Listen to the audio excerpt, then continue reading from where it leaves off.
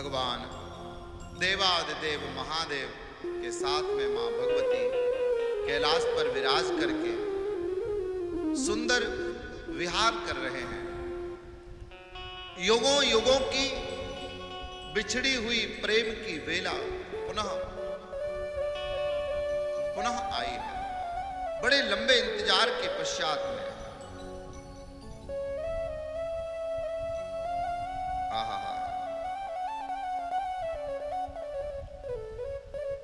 जब माता सती का देह त्याग हुआ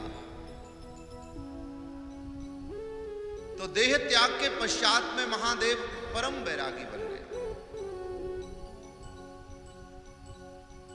और हजारों लाखों वर्ष बीत जाने के बाद में आज पुनः माता सती मां पार्वती के स्वरूप में आई हैं।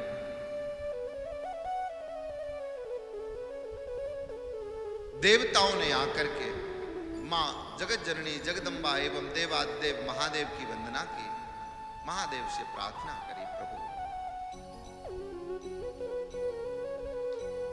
सत्यम सत्यमयम त्रिसत्य विभवम सत्य प्रियम सत्यदम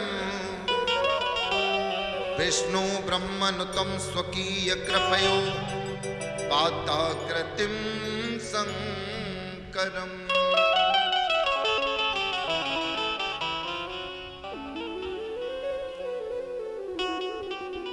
देवताओं ने वंदना की, हे प्रभु कृपा करके हमारे ऊपर कृपा करिए।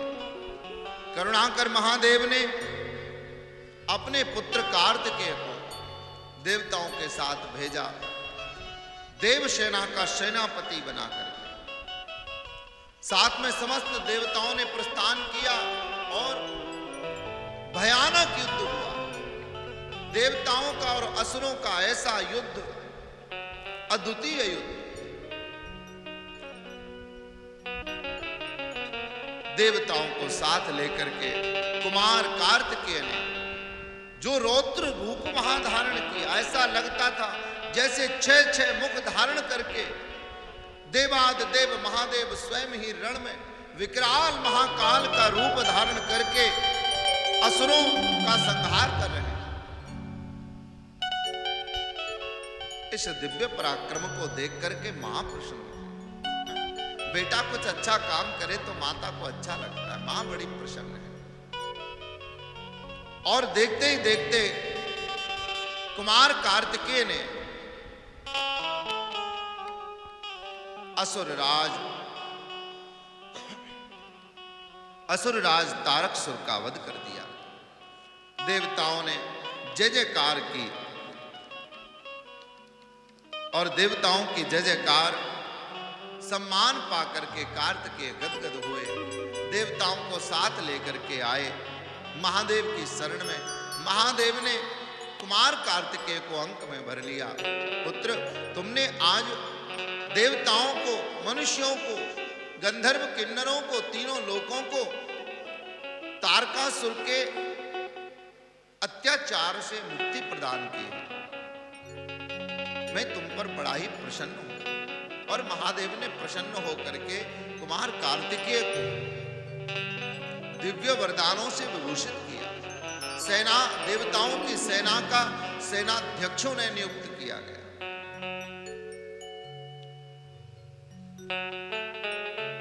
और एक समय की अद्भुत लीला,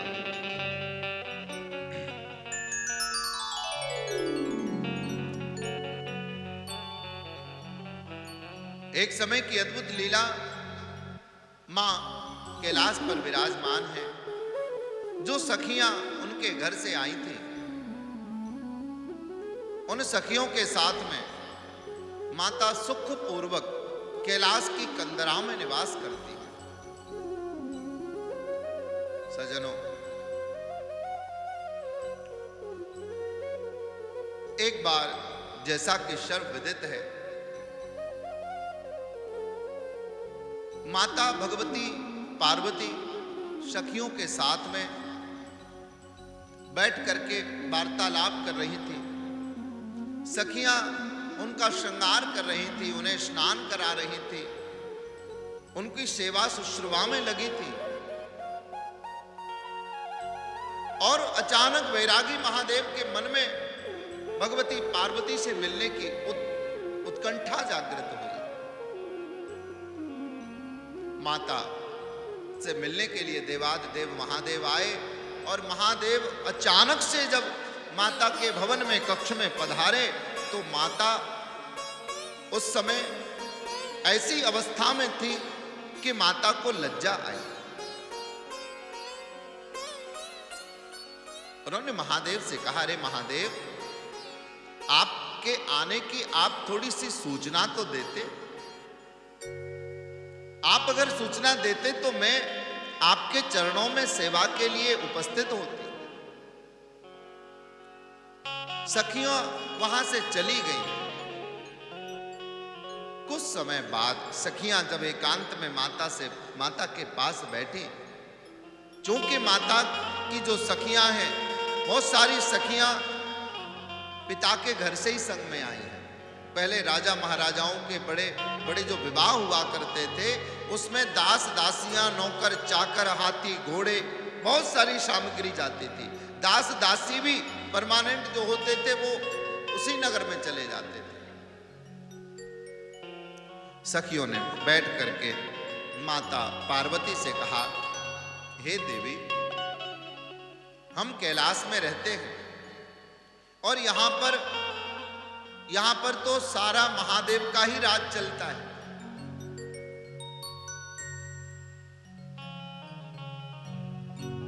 जैसे महादेव उस समय आ गए,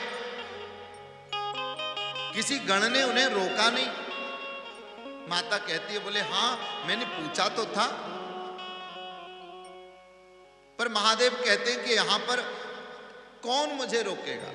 अरे सारे तो मेरे सेवक हैं, मेरे गण हैं, ये तो देखते ही मुझे प्रणाम करते हैं, रोकेगा कौन? सखियां कहती हैं, इसीलिए देवी हम कहते हैं कि एक हमारा भी गण होना चाहिए, एक हमारा भी ऐसा व्यक्ति होना चाहिए जो सिर्फ हमारी आज्ञा का पालन करे, जो हम कह दें वो हमारी बात माने। तब माता पार्वती गंभीर हो गई, बोले बात तो बिल्कुल ठीक है। तब माता भगवती ने दिव्याति दिव्य लेपों को अपने शरीर से लगाया और कुछ समय पश्चात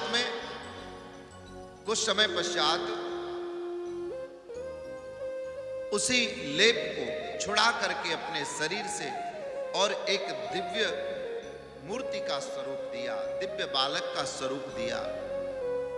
छोटा सा बालक बनाया और मां भगवती जगदम्बा, जो साक्षात महाकाली, महालक्ष्मी, महासरस्वती है, प्रकृति की अधिष्ठात्री है, देवी है, ऐसी भगवती शक्ति ने अपनी कृपा दृष्टि से उस पुतले के अंदर, उस मूर्ति के अंदर प्राणों का संचार किया।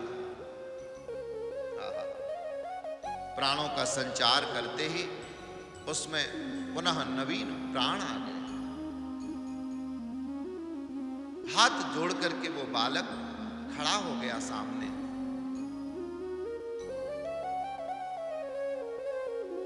माता बड़ी प्रसन्न हुई उस छोटे से बालक को देख करके। देखने में जो बड़ा ही तेजस्वी दिखाई दे रहा था, साक्षात माता जगदम्बा भगवती के अंग से प्रकट हुआ है। ऐसे दिव्य बालक को देख के मां भी बड़ी प्रसन्न हुई। सखियों ने देखा तो प्रसन्नता की सीमा न रही और इस छोटे से बालक का नाम रखा गणेश। बोलिए श्री गणेश जी महाराज की। भगवान श्री गणेश जी महाराज का प्रादुर्भाव हुआ। गणेश जी को प्रकट जब कर दिया, माता प्रसन्न हुई और उससे पूछा, पुत्र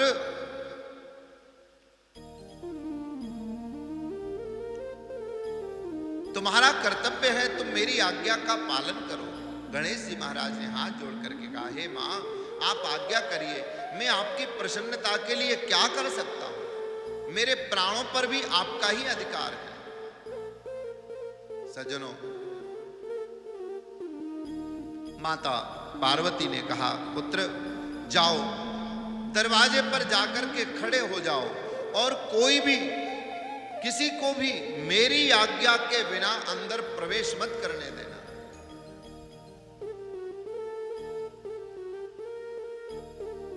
श्री गणेश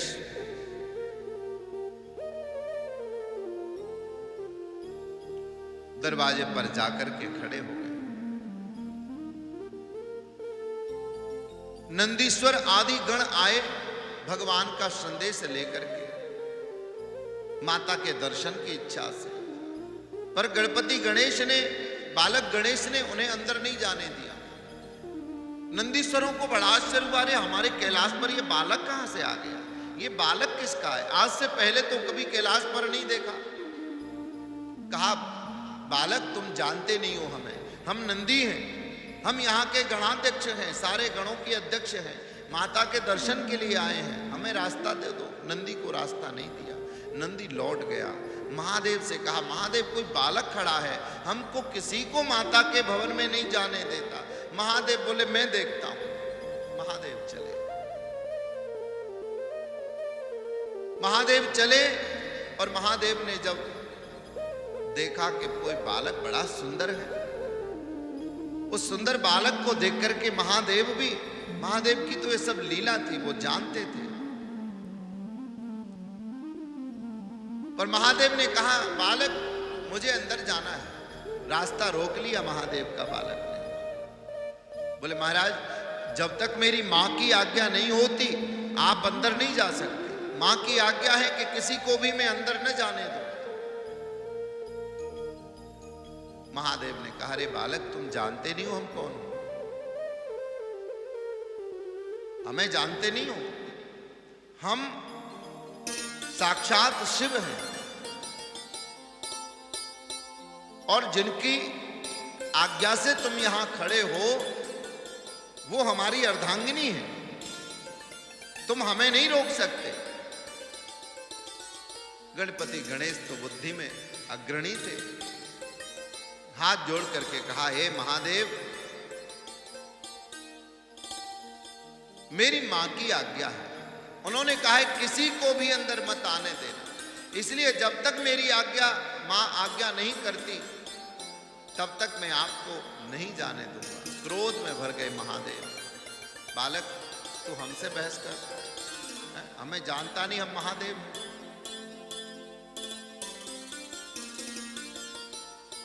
बहुत देर तक वार्तालाप होता रहा, अंततः गत्वा महादेव को क्रोध आया और क्रोध में भर के देवाधिदेव महादेव ने अपने विकराल त्रिशूल को प्रकट किया और त्रिशूल का प्रहार छोटे से बालक गणेश के ऊपर कर दिया।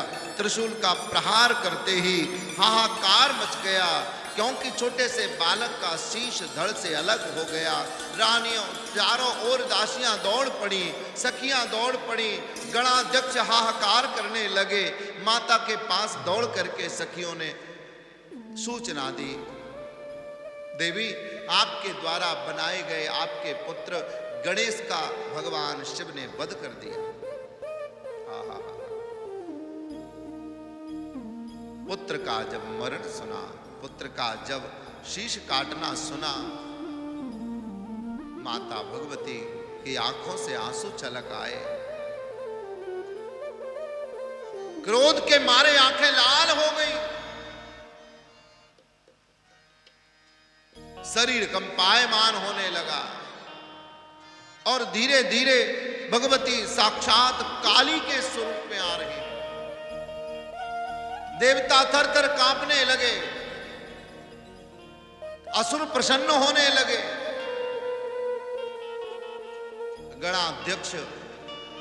गणाध्यक्षों ने देखा ये क्या हो गया। भगवती क्रोध में भर करके सामने आ गई और महादेव को कहने लगी, महादेव मैंने एक मेरा पुत्र प्रकट किया था, आपने मेरे पुत्र को मार के अच्छा नहीं किया, अरे मेरा बालक तो छोटा था, वो गलती कर सकता है, बालक का स्वभाव है गलती करना, लेकिन इसका तात्पर्य ये नहीं कि आप उसका वध कर दें। अरे बालक गलती करता है तो उसे डांटा जाता है, फटकारा जाता है, कोई दंड बालक होता है उसको भी सीधा किया जाता है। पर आपने मेरे पुत्र के ऊपर अपने विकराल महाकाल त्रिशूल का प्रयोग करके अच्छा नहीं किया।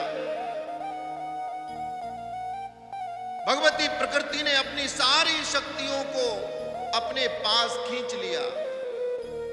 सारा संसार प्रकृति के अभाव में, प्रकृति की कृपा के अभाव में, शक्ति के अभाव में असहाय हो गया। सज्जनों, प्रकृति के बिना हमारा जीवन नहीं, प्रकृति है तो हम जी रहे हैं। इसलिए आवश्यक है कि प्रकृति का भी संरक्षण किया जाए। आज घटती हुई वृक्षों की संख्या चिंता का विषय है। प्रत्येक व्यक्ति को चाहिए कि वो अपने जीवन में एक वृक्ष तो अवश्य लगाए और उसका लालन पालन करके उसको बड़ा करे। प्रकृति स्वरूपा भगवती ने अपनी शक्ति को खींच लिया और परिणाम ये हुआ कि चारों ओर हाहाकार मच गया। सबके सब देवी और देवताओं ने आकर के भगवती की वंदना करी, मां क्रोध शांत करिए। लेकिन परिस्थिति विकट है, सामने पुत्र का सिर से विहीन धड़ पड़ा हुआ है। उसको देख करके भगवती रुदन कर रही हैं, क्रोध भी आ रहा है। महादेव से कहती है, महादेव आप तो देवों के देव हैं, महादेव हैं, साक्षात ब्रह्म हैं, आप सामर्थ्यवान हैं, आपने मेरे पुत्र का शीश काटा है तो आपको इसे जोड़ना भी पड़ेगा। अगर आपने मेरे पुत्र को जीवित नहीं किया तो मैं सारे संसार को भी जीवित रहने का अधिकार छीन लूंगी। प्रकृति स्वरूपा भगवती को क्रोध में आया हुआ जान के महादेव ने उस स्थिति को संभाला। ब्रह्मा जी महाराज भी आ गए, इंद्र आदि सभी खड़े हुए हैं। सभी ऋषियों ने आकर के मां की वंदना कही है, मां क्षमा करो। अंजलि बांध करके हाथ जोड़ करके सब खड़े हुए हैं। महादेव कहते हैं, ठीक है, मैं अवश्य ही तुम्हारे दुख क्लेश को दूर करूंगा, तुम्हारे संकट को दूर करूंगा और तुम्हें अभय प्रदान करते हुए संसार जगत के कल्याण के लिए पार्वती के उस पुत्र को जीवित भी करूंगा। चारों ओर इतना कहना था, चारों ओर महादेव के नाम के जयकारे से गूंज उठा कैलाश। बोलिए शंकर भगवान की जय।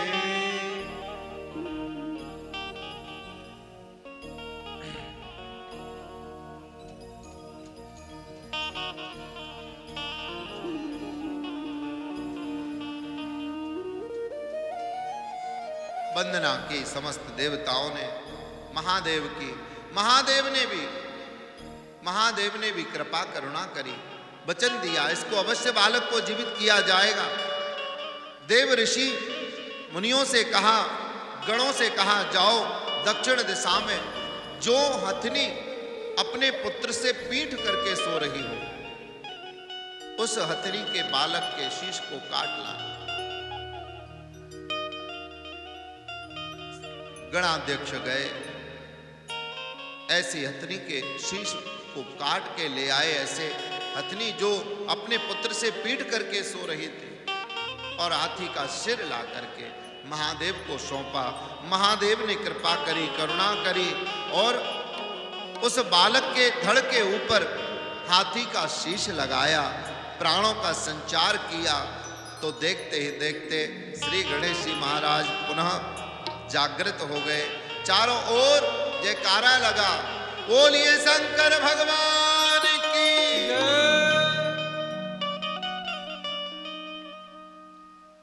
समस्त देवी देवताओं ने गणेश जी महाराज को वरदान दिया।